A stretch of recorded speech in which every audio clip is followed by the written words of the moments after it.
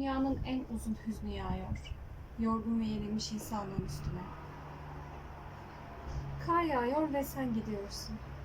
Ağlar gibi. Yürüyerek gidiyorsun. Belki bulmaya gidiyorsun kaybettiğimiz o insan ve tabiat çağını. Dön bana ve dinle.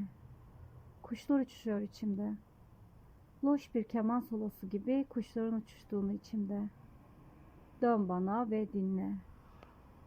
Karanlık denizlerin dibinde bir takım incilerin olduğunu, bir takım incilere ve hatıralara neden bağlı olduğumuzu unutma. Duy beni ve dinle. Denizler boğuşuyor içimde. Unutma diyorum ama sen anla. Anlat bizim de yaşamak istediğimizi onlara.